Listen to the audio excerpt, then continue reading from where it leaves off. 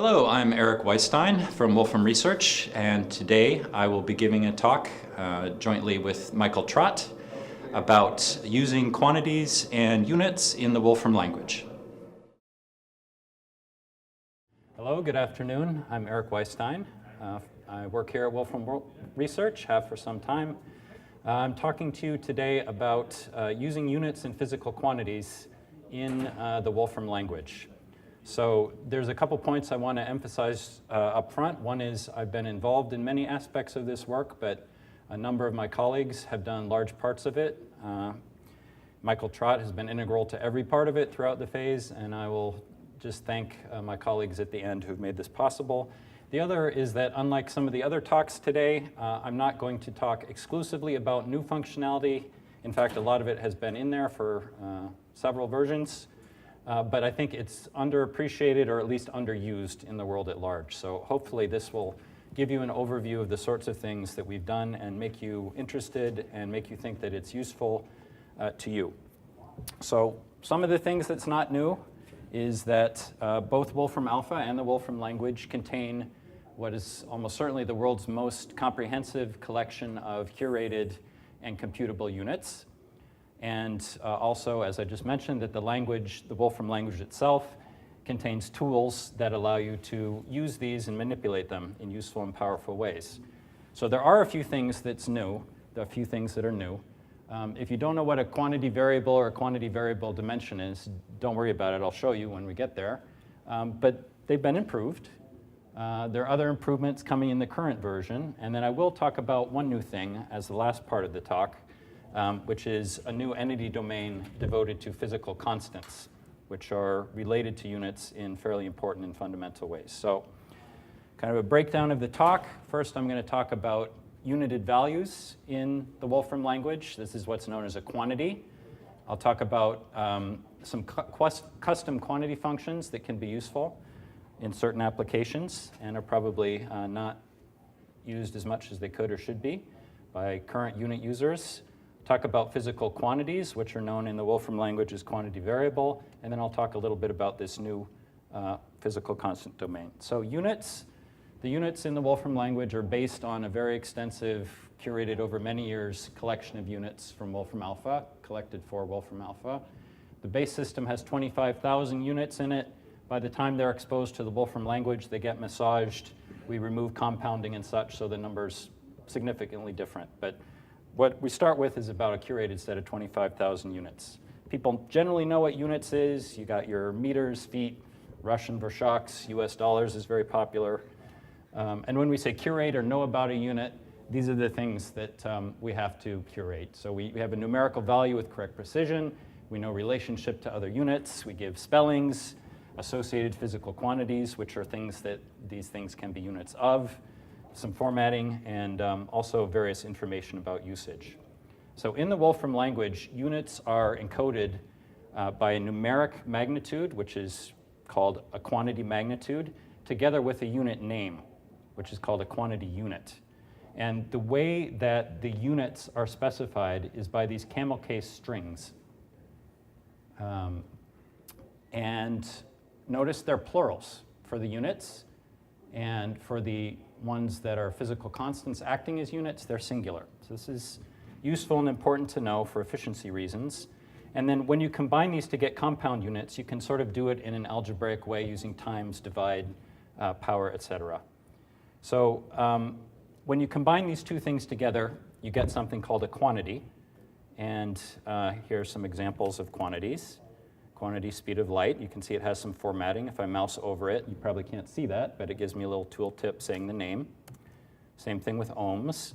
I can use quantity magnitude on that guy. I get back 1. Good. I can do quantity unit on it. Good. I get back ohms. I take a compound unit, which is probably getting too far down for you to see, but you get the idea. There are a number of ways that you can enter these. So one is you can actually type them in, quantity, whatever. We have the nice feature, if you don't give a numeric number, you just give the string, it assumes it's 1. You can do auto-completion, so I can just stop typing quantity my here, and again, it's probably too small to see, but you can see you get a little pop-up in some nice ordered list. You can do freeform input, so I can do my control equals 2 ohms, and you see one nice thing here. this is actually going out to the Wolfram Alpha website, and it's asking me, did I mean electric ohms or acoustic ohms?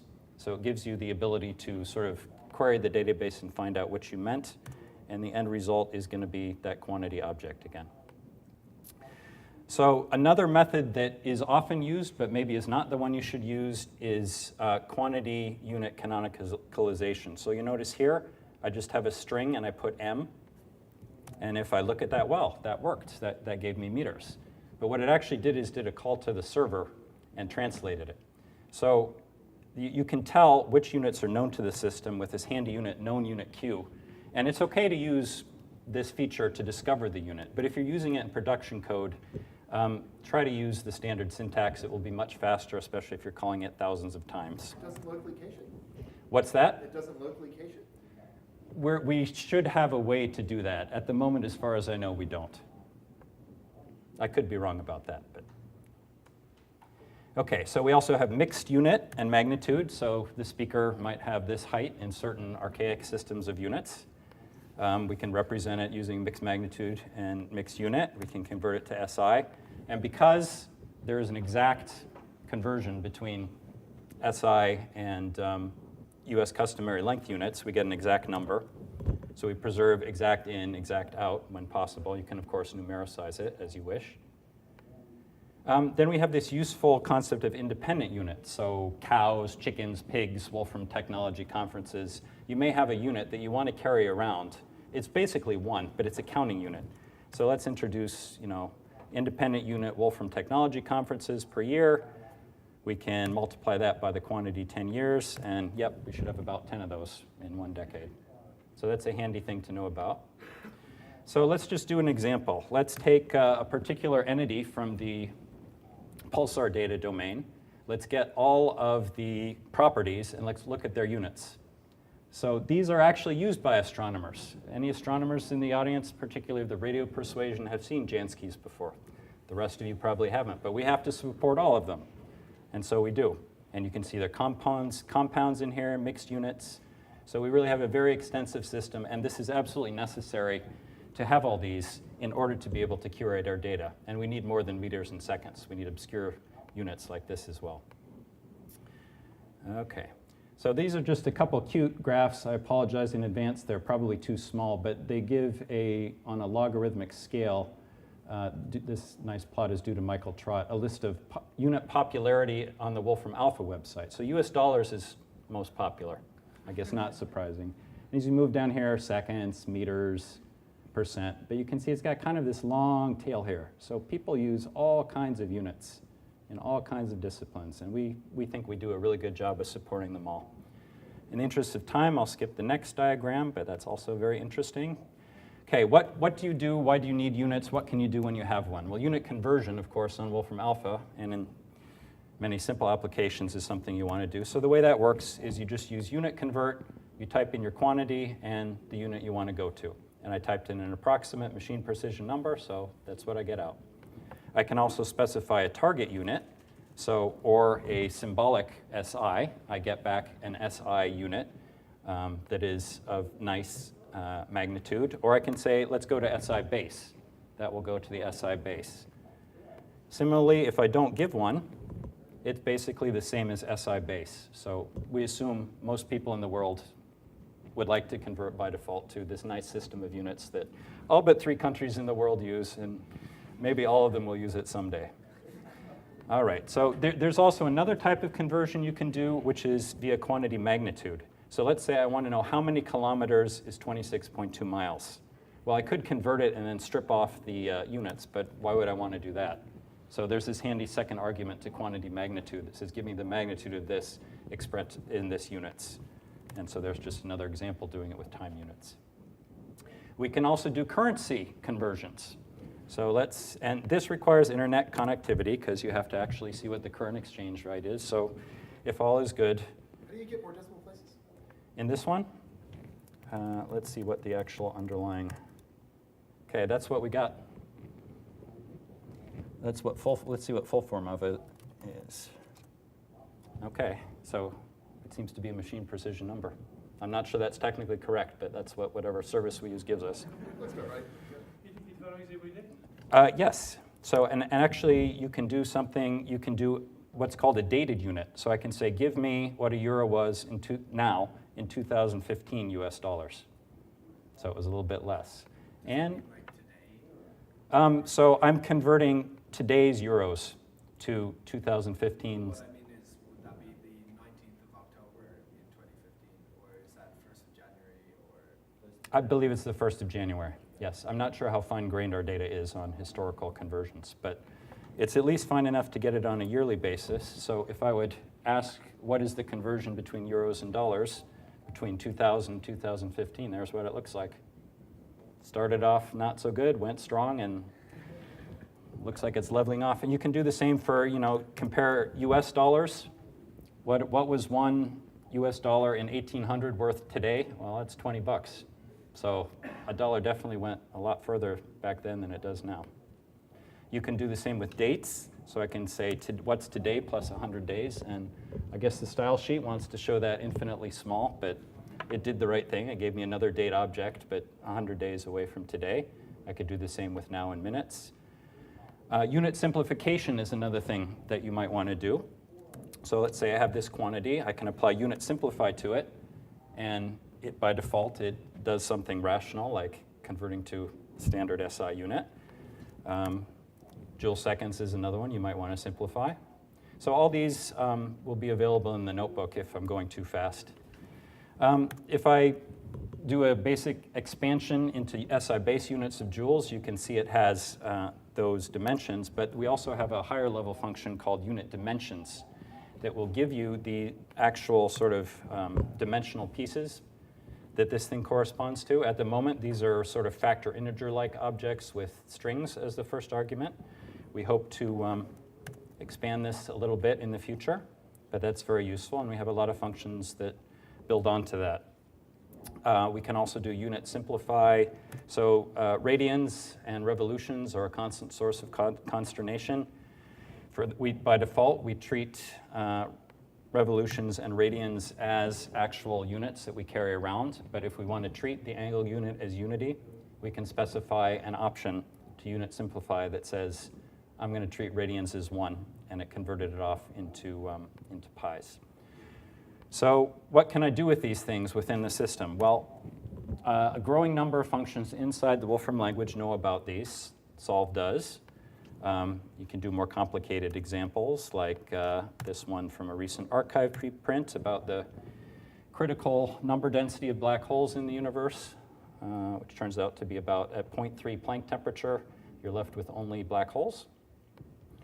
Dsolve knows about it, so I can give united quantities here, and the result comes back with units. I can plug back in things. Again, be careful about this. Are radians equal to 1, or are they equal to 2 pi issue? And then quantity array. So let's say you have a huge data set with lots of united objects. You don't want to carry around the units all the time. So if you have a lot of them, you can make one of these quantity array objects. And that is an efficient wrapper that has sort of similar ways of accessing it. You can do a quantity magnitude, quantity units on it, but represents the data in a very efficient way. They can have mixed units. If I call normal on it, I get it out. I can send it to a common set of units, and I can convert it back to a quantity array. So where this is used in particular right now, but could be used lots of other places, is things like geoelevation data, where I'm getting all the data around Denver, and I want to represent it efficiently, and I want to be able to plot it. And again, for some reason, my style sheet has made everything really teeny. But this provides a very efficient way to represent and manipulate the data. Similarly, for distributions, the probability-related functionality works much better for united quantities. If I type something in here that actually has units, what will come out is a quantity distribution as opposed to just a normal distribution. And that allows sort of all the unit stuff to be automatically propagated through without you having to worry about it. This was just an example to show a little bit more how that worked. I think I'm going to have to leave that for you to read in the notebook and move on to physical quantities. So most people probably know about physical quantities. They might not have heard it called that, but these are the things that sort of units measure. So speed, length, force, induction, they get very obscure. And we have about 2,200 of them. And of course, some units measure more than one physical quantity. That's all handled. We know all about that. They are also represented by a camel case string. Good, we're consistent here. Now wrapped instead of quantity, they're wrapped inside of something called a quantity variable. And this includes, again, sort of subcases. So we have length, but we know bond length, we know coherence length. This makes it sort of very easy to carry around information about what my unit is representing in addition to its value. And again, I can enter that using input form. I can use command completion, or I can use freeform input. And if I type just mass in my little input cell, it will automatically figure out that's what I meant and translate it appropriately. Okay, so this, where'd it go? This is a nice visualization made by Michael. I've selected meter, second, and kilogram, and I'm looking at all physical quantities we have in the system that have those things as in combination in their physical quantities. So you can see the space is very interesting. We can plot this in 2D or 3D, and the guts of it is really in the middle, right? As you go into the middle, the things with low powers, lengths, speeds, there's a, let's see, what's that? Surface energy, force gradient. There are a lot that use that. That just gives you a way to visualize kind of the space of physical quantities that we're trying to cover. A large consumer of these that has appeared in a couple of talks is formula data. So I've just extracted a few random samples there. I can pull out a particular formula for resistivity, and this is what it looks like internally. So if I mouse over, it's probably going to show me a little tooltip saying that's an electric conductivity, that's a resistivity. This is internally how it's represented. And the nice thing about that is that it's very easy. So let's take Ohm's law again. It's very easy to sort of plug things in, use built-in functions to solve and get answers in the way that you want. So Ohm's law includes these three quantity variable identifiers. And if I want to actually get Ohm's law but plug in some values and solve it, I can immediately do it just like this. So formula data is a heavy consumer of units and quantities. Physical systems data is another one. This is the Hamiltonian functions of a double pendulum. As I mouse over each one of these, you see that is actually a physical quantity. Those are the physical quantities in there, and this is the whole thing in its beautiful tagged glory. Thanks to Tony. Okay, so I have a physical quantity. I'd like to know what's its canonical unit. We can do that. It's a rather long name, but it's consistent with all our other naming. That's quantity variable canonical unit. It probably command completes if you don't feel like typing the whole thing. And then we have an analog. You can also ask for the dimensions of a physical quantity. And mass times acceleration looks like a length mass per time squared. So that looks about right. Some of these are overloaded in a little bit. So let's say that I have this set of quantity variables. If I just apply it to this wave function, you see its length unit to the -1. The nice thing is I can also apply the derivative to it, and quantity variable dimensions is smart enough to kind of go inside and propagate that. A very nice and useful function, dimensional combinations, is due to Jason Martinez. You can ask for dimensionally equivalent physical quantities. So let's see. I have a force. I think it's related to electric charge, distance, and something called electric elasticity. And yep, that looks pretty much like Coulomb's law, maybe modulo factors of whatever, but that's dimensionally equivalent. Or if I want to say force is related somehow, I think, to mass, distance, and time, there you go. Dimensional combinations is your friend. I could do the same to find relate the size of a mushroom cloud to when I measured it and how much energy the bomb that made it was. I think that's called the Taylor-Setoff equation or something like that. And I can also discover famous or not so famous numbers that are known in various fields of engineering and other things. So I've pulled out the formula for the Reynolds number. Those are the physical quantities inside, and I ask for dimensional combinations, all but the first one, which is what I'm looking for, and there we go. There's basically the Reynolds number, modulo faculty. You can also do more fun things like, let's take all the physical quantities, the standard ones, and look for if there are any combinations of them. Well, there are. The electric constant, magnetic constant, and speed of light are related. Turns out exactly by that relationship. Or if you want to find a more general one, let's just include this set of physical quantities. There's a more general form of it, which I've never seen before. All right.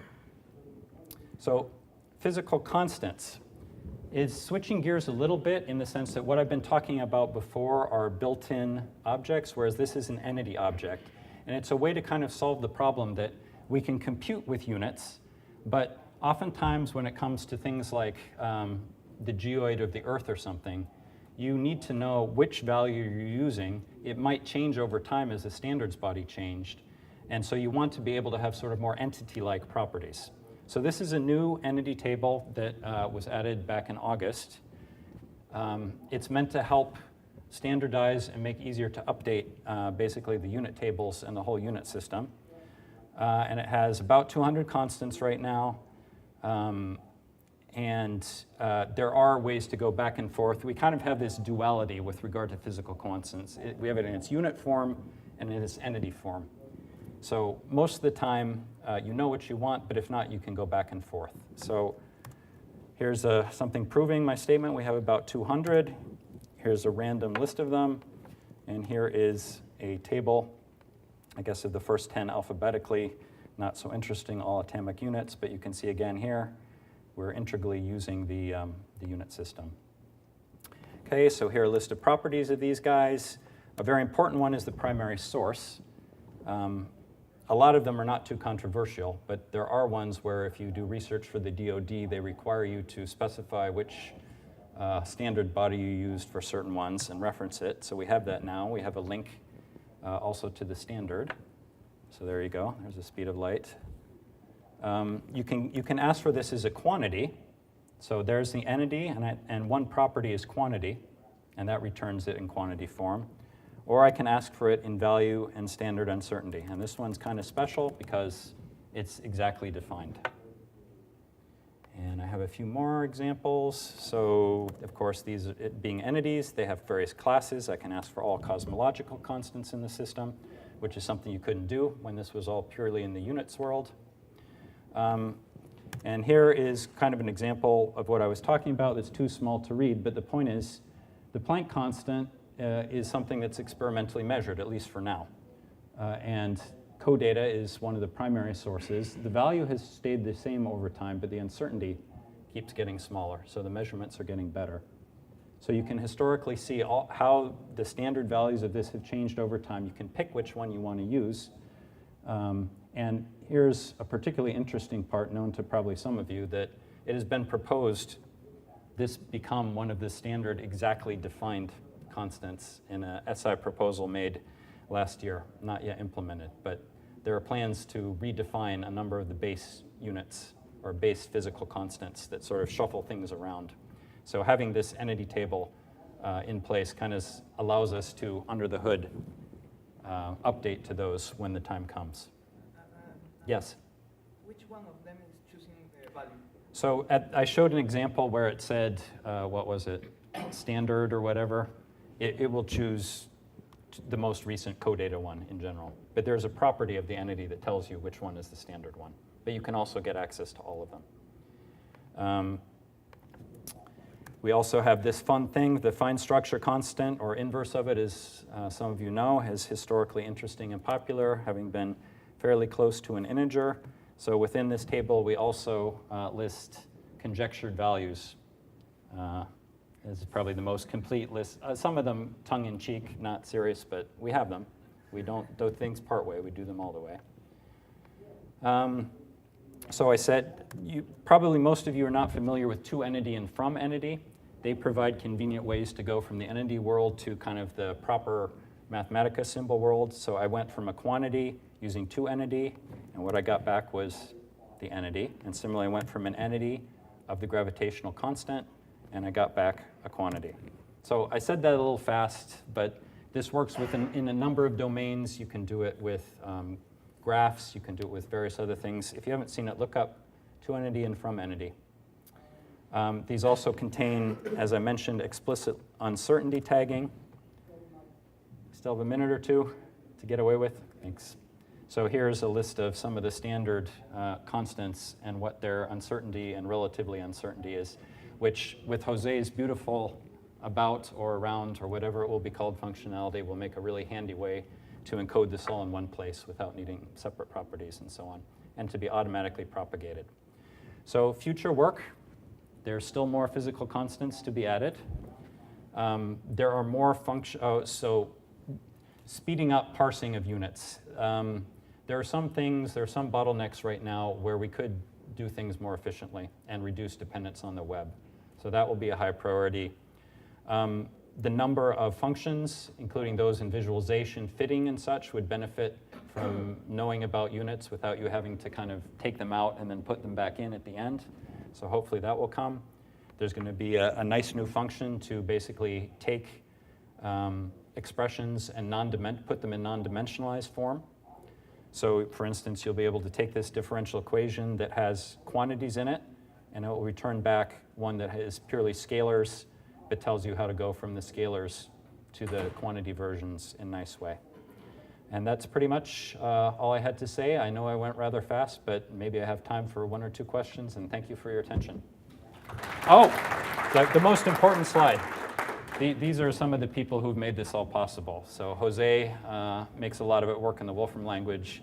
Nick does a lot of the interface and also makes it works in the Wolfram language. Jason Martinez has done non-dimensionalize, and Bjorn sort of makes it work on the Wolfram alpha side, and Michael does all of it, keeps it all moving. Okay, thank you.